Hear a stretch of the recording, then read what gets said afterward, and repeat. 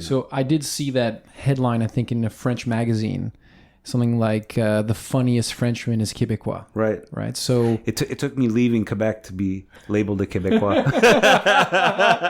Yeah, of course.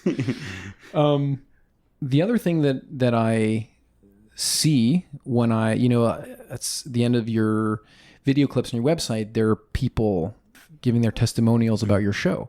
And more than once, the audience members will say it's precise. There's something like you're very sharp. I don't mean that in the aggressive sense, but it's like it's very in focus. Mm-hmm. It's not like generally hitting the mark, like you're really hitting the mark with these cultural references. Right. And that's unusual to be able to do that in more than one context. Yeah. So how do you do that? And you did mention sort of this openness, curiosity about the other. Yeah. But you seem to dial it up in a way that most people can't. Right. Well, I think it's homework. A lot of it is really doing the homework and taking the time and being patient and having that luxury of saying, okay, well, I'm just going to go there, write, test out material every day, see what works and what doesn't. It's almost like you got to master your subject, you know? It's like you're writing a thesis about them. And so you have to really do your research and then cut out the fat and get to, the heart of your subject matter.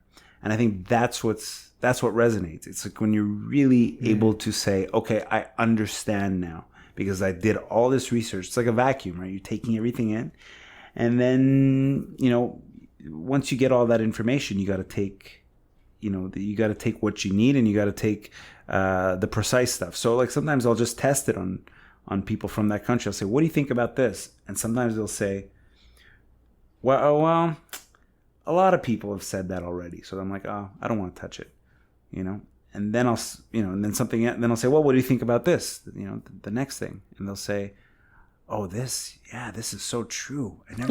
No one's ever said that though before. We know, it's like sometimes things we take for granted, someone else is able to identify about us. If someone came in, a comedian from abroad and started talking about the construction in Montreal, I'd be like, well, we've heard it a million times, right?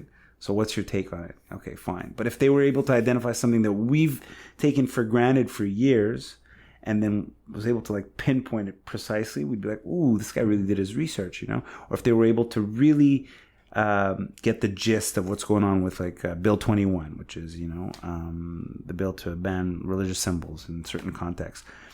You'd be like, okay, how do you know this? Like, oh, well, I've been here for like, 3 weeks. I've been reading up on it, watching your news and talking to people on the ground. You need all of that, You need you need the information from, some sort of news outlet or the internet or whatever. But then you also need to be on the ground and ask people and talk to them and really get what's at the heart of it, But you grew up here and you have, friends and family and years of cultural reference, but you pop up in France. Mm-hmm.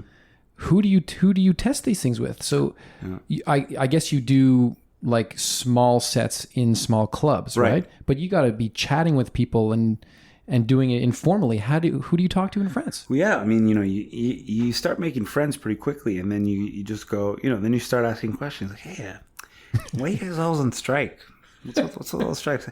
Hey, if you guys are always on strike and on vacation, when does the work get done? So then they start laughing. They're like, man, how'd you notice that? I was like, well, I'm like, you guys, don't you notice there's always a protest? There's always a strike. And they're like, yeah.